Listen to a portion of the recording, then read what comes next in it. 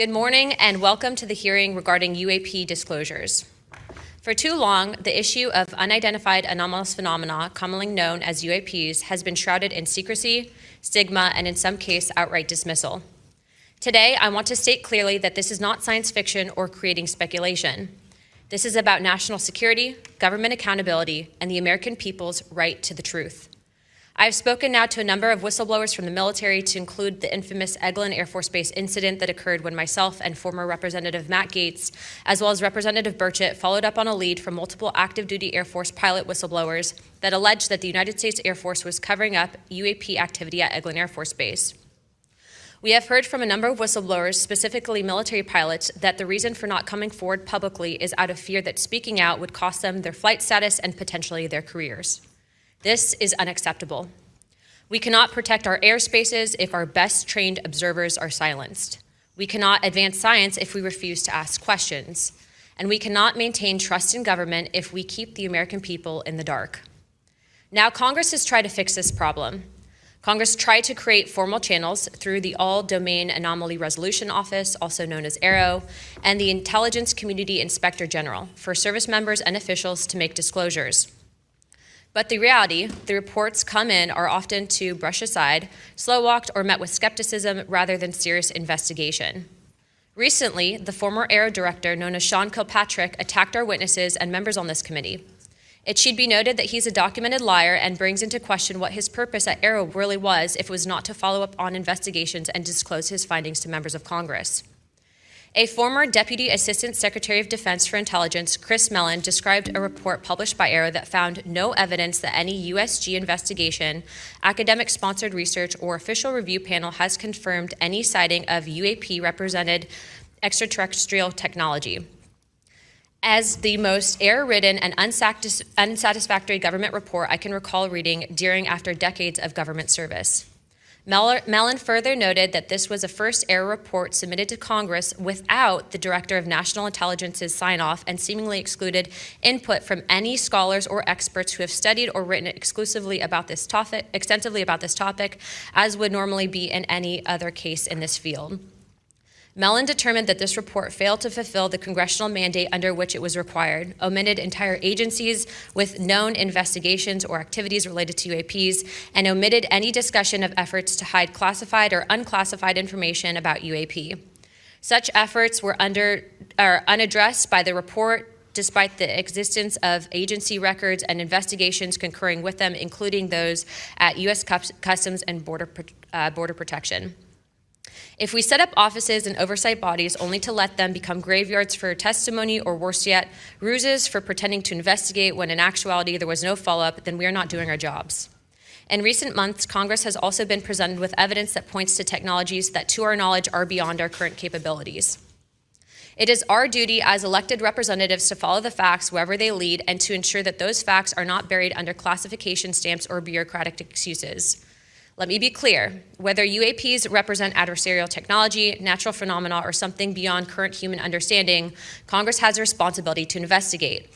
If these objects are foreign in origin, then they pose a direct threat to our national security. And if they represent something unknown, they demand rigorous scientific inquiry, not ridicule, not secrecy, and not silence. The stakes are very high. Adversarial nations are not waiting for us to catch up. They are studying these phenomena as well aggressively, as multiple nations have also announced their own parliamentary investigations into this very topic. If we are to continue to hide information from ourselves, we risk strategic surprise. If we continue to ignore our pilots and service members, as well as countless government whistleblowers, we risk losing their trust. And if we continue to shield the truth from the public, we risk eroding the very foundation of democratic accountability.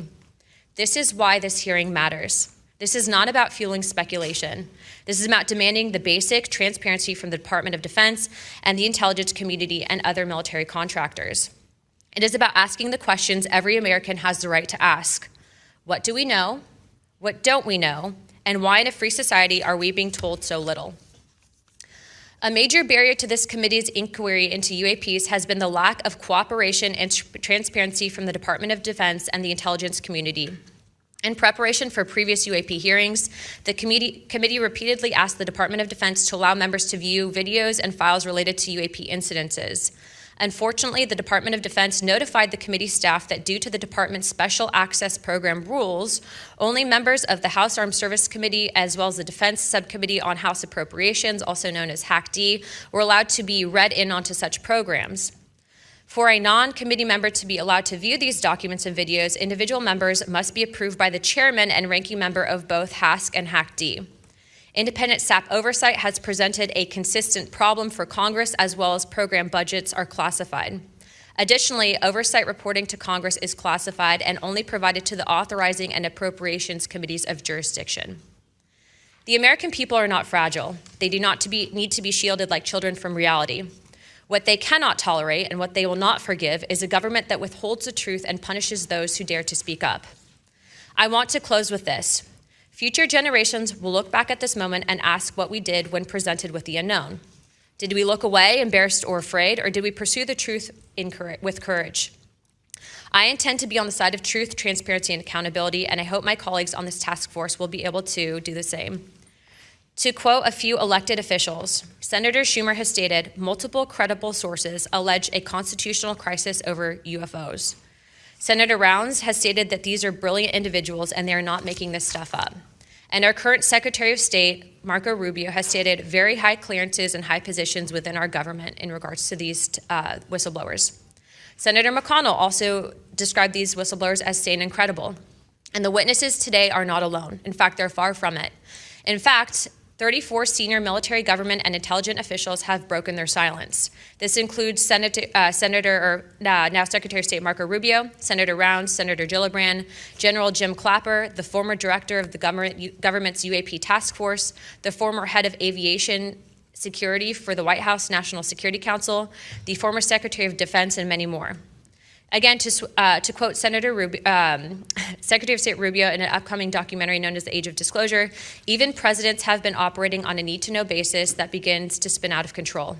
And to quote Senator Gillibrand, who also went public in this documentary, it's not acceptable to have secret parts of this government that no one ever sees. It's time for the fundamental truths of UAP to be revealed to our nation's leaders and the public. It's time for the U.S. government to exercise transparency. And with that, I yield to Ranking Member Crockett for the opening statement. I want to cue up a video that I've been given. And as before it starts, I'm going to describe, this was taken October 30th of 2024. This video is of an MQ-9 drone tracking an orb, or this object, off the coast of Yemen. You'll see that another MQ-9 launched a Hellfire missile. You cannot see that drone. And so I'm not going to explain it to you. You'll see exactly what it does.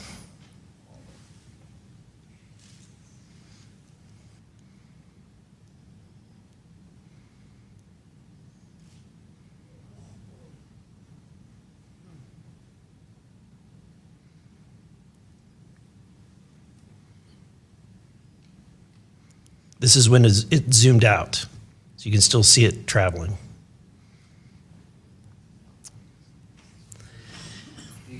But that's a Hellfire missile smacking into that UFO and just bounced right off. And it kept going. It kept going, and it looks like the debris was taken with it. Yeah, what the hell is that? What flies like that? Again, I'm not going to speculate what it is, but the question is, why are we being blocked from this information consistently? So UFO, you can, I've had it too. We want answers. We're sick of this stuff. Congressman Eric Burlison joins us now to try to get some answers on all of this. Congressman, great to see you here on the show again. Welcome back. Hey, Clayton. Hey, Natalie. Great to see you, and thank you for taking a few minutes out of your busy day today with these hearings. I want to put this up on the screen. This is the video that you were about to show. We just cut away from it here. This is the video over Yemen that you released for the first time. Can you explain what we're seeing here and how where this video came from? Yeah, I received this video anonymously. It appears to be, and what was the description that came along with the video says that there is an object that's being tracked by a drone, a U.S. military drone, off the coast of Yemen, and that another drone sent a Hellfire missile at this object. And as you can see, it doesn't take it down. I mean, it warbles a little bit, But then what's really interesting is what happens to the material from the missile seems to be dragged along with this object, trailing behind it. And so that's what's kind of remarkable about this video. But look, again, I don't know if this is even, I don't have the forensics ability to determine if this is an accurate video or if this is AI or if it's faked in any way. But rather than sit on it, Clayton, and not give anything, I've come to the conclusion, look, it's time to like shake things up, and it's time to stop holding on to things and being cautious. And if it comes out and people say, oh, this is a prosaic video of something boring, maybe a balloon or whatever, I'm fully fine with that. But what I'm not going to do is sit on things and wait for that, because I think the American people have become impatient, as you are and as I am. Right. I mean, that's why you went to Mexico, right, to look at the orb and to have discussions with individuals who are witnessing it. And maybe it was fake. Maybe it was a hoax. But it doesn't matter, right? Putting all of it out there. If only 1% of it is true, think about that. I always say that all it takes is 1 or 2, right? I mean, 1% of this stuff is probably true, probably accurate, probably authentic. We have to sift through the hoaxes. We have to sift through the BS to try to get answers here. When you mentioned this in your video, I played your video there.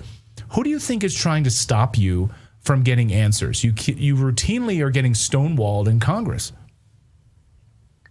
Yeah, it's staff within either the leadership team, the Speaker's office, or it's staff from the committee staff. Really, the committee staff are some of the most are people that block me all the time. In a lot of committees, but mostly when it comes to this topic. So Chuck Schumer last year put this same language, the UAP Disclosure Act, on the National Defense Authorization Act in the Senate. It came over to the House, and apparently Chuck Schumer couldn't even fight hard enough to keep it into the bill. The House committee staff stripped it out before it went to the floor and passed, ultimately without it.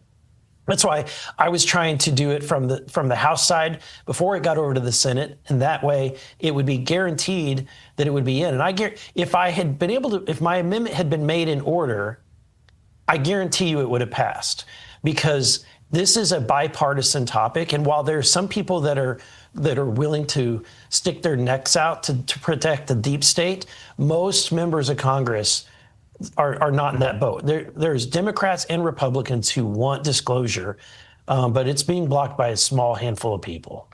You know, back to that video, I had a source reach out to me today, a friend of the show, and he said he believed that video was representative of other videos that he's seen where it was a plasma UFO, which would explain why it wasn't able to be brought down by a Hellfire missile. I don't know if you've heard other reports of plasmas and the plasma technology. President Trump has repeatedly now talked about the technology that the United States has. I think anti-gravity propulsion technology, I think, is starting to come out. We're starting to get answers on this, that the U.S. has this type of technology in its possession, perhaps from the reverse engineering of craft. From today's hearings, what were some of the biggest revelations that you walked away with? I think that the testimony from these whistleblowers was amazing. And look, we've had fantastic people come forward in the 3 hearings that we've had. But you look at the lineup today of individuals and their long and lengthy careers in the military. And one, in the case of Chief Wiggins, he's still currently serving the military. I mean, these are patriots. They love their country, and they've taken incredible risks to come forward to Congress, to be sworn in under oath and to give their honest testimony. And I think that, to me, that hearing their stories, hearing the takeaways that they, what they told us is what I'm going to take away from the hearing. Was there one moment where your like jaw just sort of hit the congressional desk? I would say the number, for one, Chief Wiggins and his story about the object that emerges from the ocean, that's pretty remarkable, especially given how much time he's spent on the ocean and knows objects. He knew very well that this was different. The testimony from, I think it's Nuccelli. Or he I thought was a very compelling story because he was investigating it before he actually saw it himself. So imagine he's getting reports from other staff. He's actually having to fill out the paperwork, do the investigation, figure out what it is that they saw, and then one night steps out and sees it himself. The testimony from Dylan Borland was pretty amazing, especially what's sad is how he was treated as a whistleblower. He's not a shining example of this country protecting its citizens. Yeah, for sure. And George Knapp was there as well, and lots of great testimony today. Congressman, I know you got to run. I wanted to thank you for just taking a few moments out here to talk about today's proceedings. And anytime you have information you want to share here on the show, we will be happy to share it and get this answer out there and try to get answers to these questions. Are we really alone? And what does the government know? That's the real story. What technology is the government using that taxpayers are paying for that we're not allowed to know about? Like I could travel to DC and be there in 3 minutes using this technology, and that's being kept from me, or free energy. I'm still paying a lot for my energy bills every year. Like I would love to not have to pay for that if we know that the government has free etheric energy and they stole it from Tesla. I could go on. When I spend 3 hours on the tarmac waiting for the plane to take off because of the weather, I will get very angry if I find out that we've had this technology all this time. Yes. We just had a 2-hour delay the other day because of a freaking thunderstorm at Denver International Airport. So yeah, I'm with you on that. Congressman, great to see you. Thank you for the great work on this. And thank you for standing up to any kind of ridicule and anybody who wants to call you a conspiracy theorist or anything like that. Thanks for having a steely spine in all of this. Thank you, Clayton. Thanks, Natalie. All right, it was billed as historic and a major UFO hearing on Capitol Hill, and it did not disappoint. A House subcommittee dedicated to declassifying federal secrets unveiled footage that has never been seen before, like this one on your screen right now. It shows what they call a UAP, an unidentified anomalous phenomenon, in the shape of an orb. It was spotted off the coast of Yemen last October. A U.S. military drone then fires on it with a Hellfire missile. The 100-pound missile bounces right off the orb, which wavers for a moment and then continues to travel at extreme speed through the air. And it didn't end there. Several witnesses, including 3 Navy and Air Force veterans, testified to having witnessed other UAPs during their service. Someone would see a light. They would pay attention to the light. And then the object responds, it performs for you. And then they come down and they investigate you. The craft itself was this black metallic flake paint, but on top of the craft was this gold, lava, plasma, some type of fluid going over and around the craft. Now, that last person you just heard from is an Air Force veteran named Dylan Borland. He claims to have seen a 100-foot triangle at Langley Air Force Base in Virginia, which he says ascended tens of thousands of feet in seconds. But the hearing wasn't just about these astounding accounts and eye-popping footage. It was also about the government's efforts to keep all of this hidden, not only from the public, but from Congress as well. Borland said he faced threats from within the military when he spoke up about that incident at Langley Air Force Base, and that many others are suffering a similar fate. I and many other whistleblowers have no job prospects, no foreseeable professional future in a nation every single one of us came forward to defend. To my fellow whistleblowers and officials who know this information, I offer you my apology, something that I have never gotten. All right, joining us now is former Pentagon UAP investigator Lou Elizondo, who played a crucial role in launching the current UAP renaissance when he helped release the now infamous Pentagon videos back in 2017. Also joining us is Marik von Rennenkampff, who served at the Departments of State and Defense. Marik, I'm going to start with you. And this video that was just revealed that we played a portion of just a second ago, it's from an MQ-9 Reaper drone off the coast of Yemen in 2024. The missile appears, it's a 100-pound missile. It appears to simply bounce off this object rather than destroy it. It's unbelievable. What do you think we're seeing here? Well, good evening, Elizabeth, and it's great to be with you again. It is very, very intriguing footage. I want to caution everybody that interesting footage has been debunked in the past, but at first glance, this is very, very interesting footage, especially because it appears that this object continues moving along on a trajectory after the impact from this missile. Again, much more analysis is required, but at first glance, it does some very interesting things. It appears to rotate before the missile strikes it. A lot more analysis needs to be done, but I want to quickly caution folks that we get hung up on flashy videos. I really want to urge everybody watching to call their senators to support the UAP Disclosure Act, which is sponsored by Chuck Schumer and Senator Mike Rounds. That is really the core of the matter. That's my bottom line takeaway, that we should pay attention to these, again, headline-grabbing incidents and testimonies and videos, but let's really pass some legislation that actually could have some teeth and some impact on this topic. Lou, Marik raises a good point. The video is impressive, but let's apply some proper skepticism. We don't know its provenance. It was leaked anonymously to Congressman Burlison. Second, it lacks all of the telemetry data that we saw in the infamous Nimitz Tic Tac video that you actually helped make public yourself. Congressman Burlison himself didn't want to make any claims about what this was or wasn't. We need a lot more information here, right? Yeah, Elizabeth, Marik's absolutely correct. We have to be very careful not to jump to any conclusions prematurely. However, this is just an example of one of many, many types of videos that the U.S. government has in its possession, and Congress is working very hard trying to get some of those released in order for the American public to see it for themselves, and also maybe get some additional expertise to look at what we're looking at in this video. I would like to also emphasize that this particular hearing was, I would say, historic. And it takes a lot for me to say that because I was in a hearing very similar to this.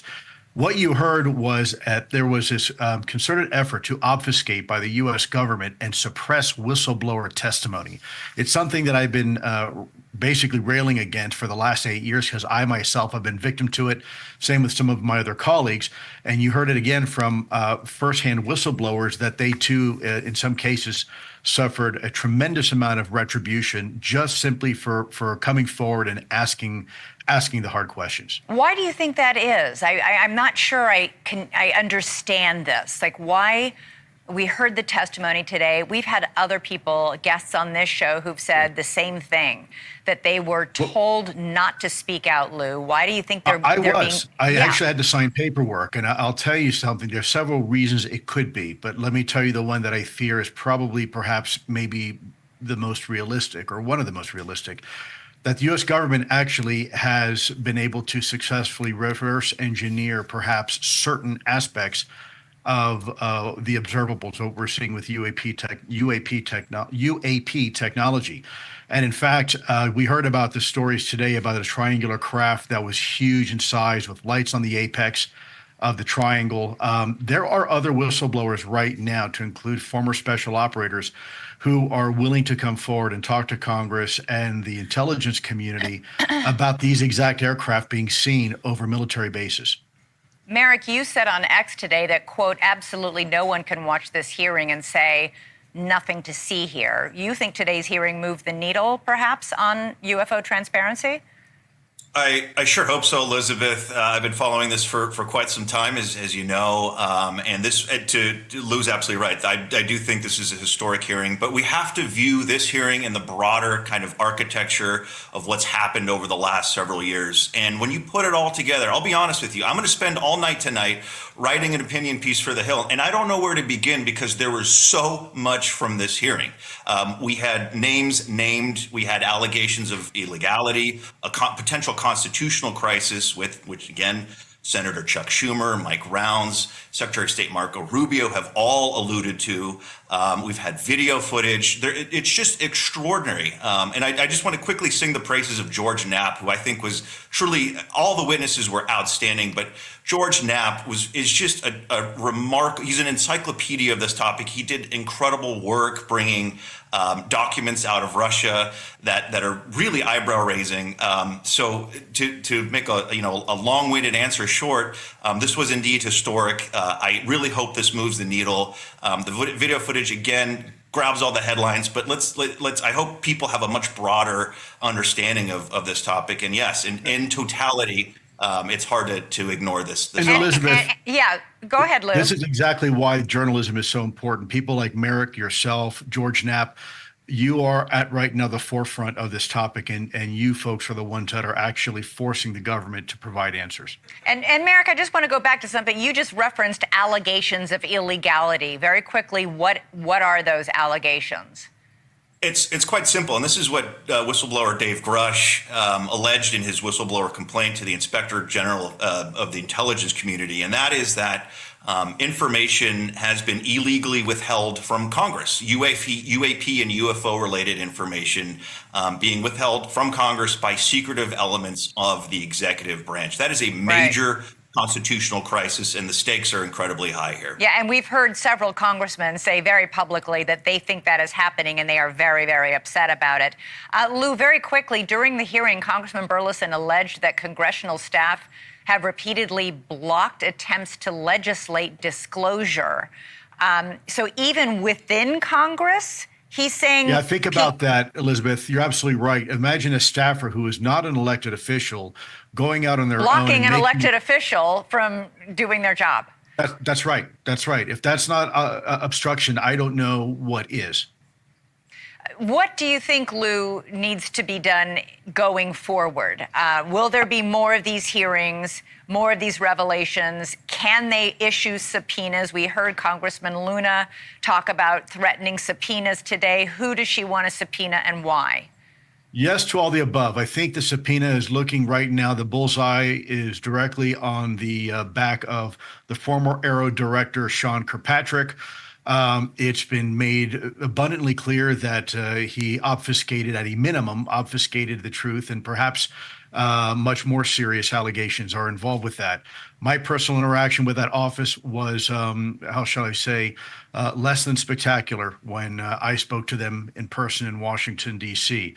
Now, I want to also be clear, we've got to be careful we don't, paint this with a broad stroke, because there is new leadership in Aero and Mr. Kozlowski, and I think we need to give him a fair shake. I do not think this is, quote, your father's Oldsmobile, and I think we need to give him a new opportunity to succeed. And what do they think Aero did under the last administration to hamper efforts by Congress to get to the bottom of this?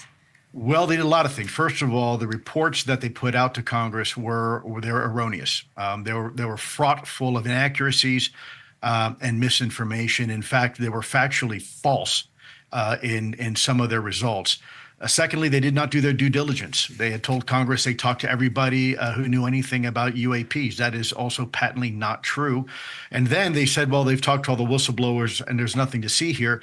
And that also is not true. A lot of information, substantial amount of information was provided to Aero in the past, and they decided to sit on it and furthermore actually suppress it. I know for a fact there's a major command right now in Colorado that was visited by Sean Kirkpatrick, and they were told to stand down and not report UAP information. That actually happened. Marik, how much of this is a national security issue? It is a major national security issue. Anytime we have objects demonstrating capabilities that we cannot replicate, that we do not... if that video, to your point, if that video is for real and it is accurate, objects, I don't know of an object that can take a solid hit from a 100-pound Hellfire missile and keep flying, with barely a waiver there. I absolutely agree, but again, I want to caution folks that let's be a little skeptical. But you're right in the totality of the evidence. When you look, especially through the historical record, and you see just countless report after report of identical morphologies of these objects back in the 50s.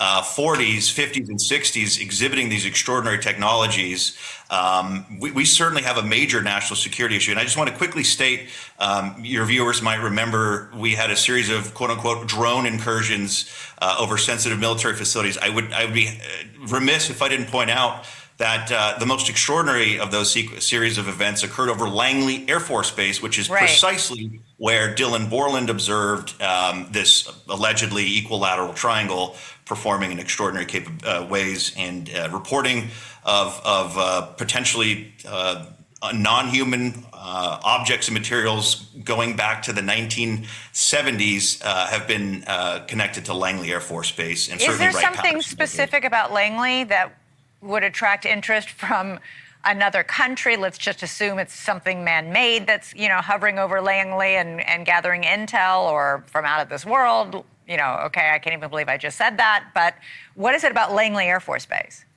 Well, we're speculating. All we know is that we've had this witness report. We've certainly had the drone incursions that the military has admitted. This has been on almost nightly for almost 3 weeks, and that is a major air defense facility that houses the F-22 fighter, which is one of our most advanced aircraft. I will just say quickly, Elizabeth, you caught yourself when you said extraterrestrial non-human intelligence. I must stress that non-human intelligence, that term appears 24 times in this legislation submitted by Senator Schumer, Senator Rounds, Senator Gillibrand, that is working its way through Congress right now. And that really, I think, should be the focus of everyone's efforts if you're truly interested in transparency on this topic.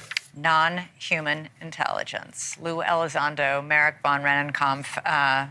More questions come out of these hearings. It's like the more revelations we get, the more questions we have. Thank you both for coming on tonight. Really appreciate it. All right, coming up for us, America is still reeling from